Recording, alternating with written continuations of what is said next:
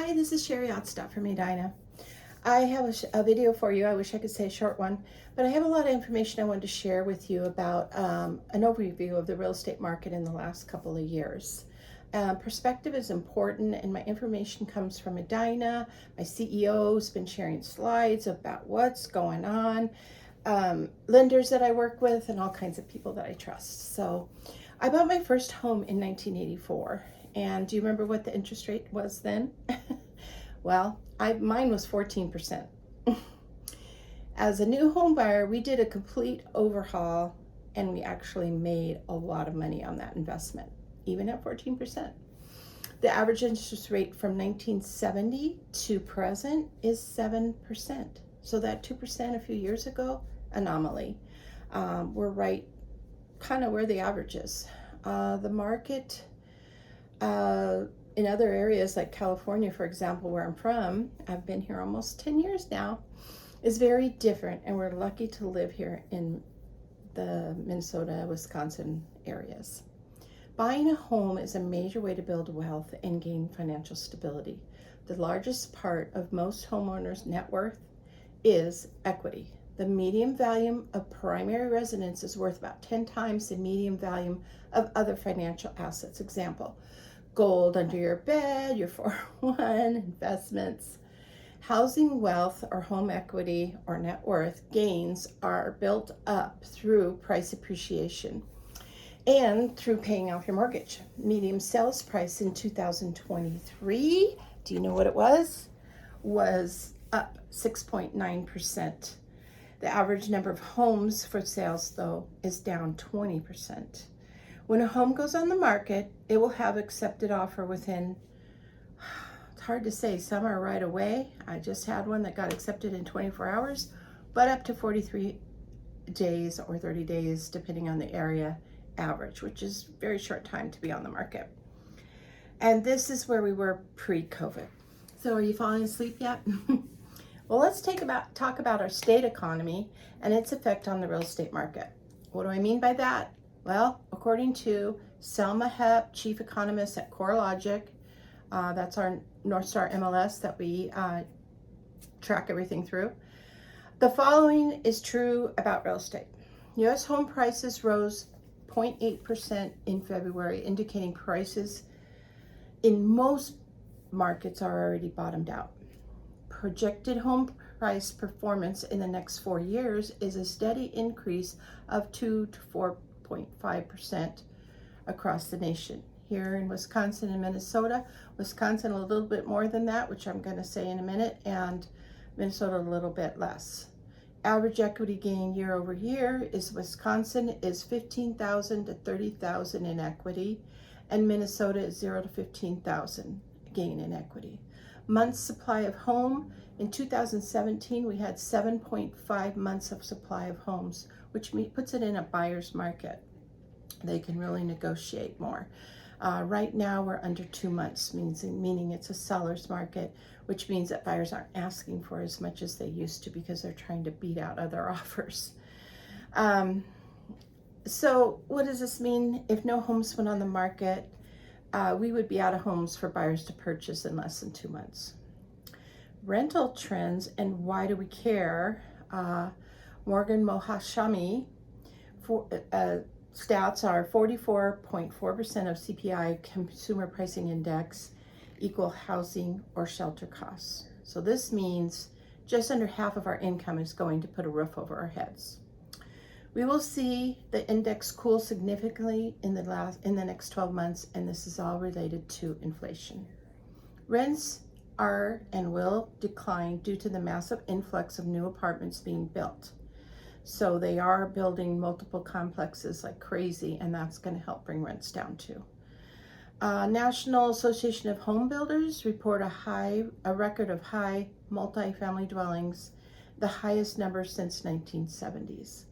All of this is good news for mortgage rates. The national median of rent paid in February 2023 is $1,900, the average across the nation. This means that rent is potentially more than most house payments. So let's take a look at a recap of the past 3 years that have been crazy. 2020, interest rates dipped to 3%, some 2.7. Investors with cash and qualified home buyers were fighting it out in multiple offers and price increases. Way over. Buyers stopped asking for typical items and offers, which I kind of mentioned before. They weren't asking for home inspections, no seller paid closing costs. Buyers pay the difference for a low appraisal, so they were going way over, but they would pay cash for the difference. No home sale contingencies for sure. Sellers were concerned about COVID and pulled their homes off the market, so that's what's brought our inventory down by quite a bit from where it was before COVID. In 2021, the amount of inventory dropped significantly, less than 1 month's supply of inventory of homes.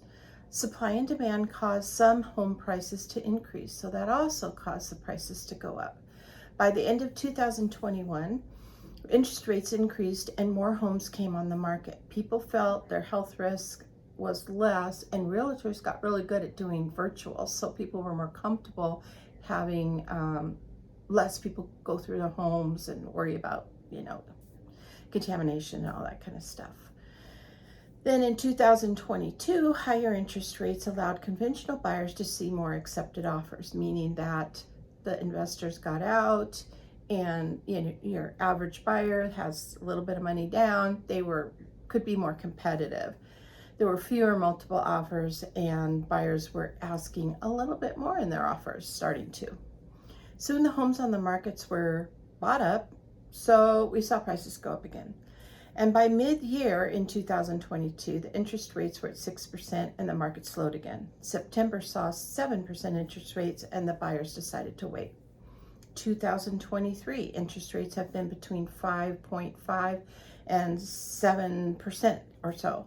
Remember, my first home was at 14% and I made money. Home prices have leveled off and are expected to climb slowly going forward. We are still in a seller's market because we have less than 6 months supply of homes. Rent in most cases is higher than mortgage payments. Primary market survey from US Weekly shows weekly interest rates are as follows. 30-year loan, and this is all based on your credit score, but a 30-year loan, 6.4% to 7%, and a 15-year loan about 5.68 to 7. So let's keep going.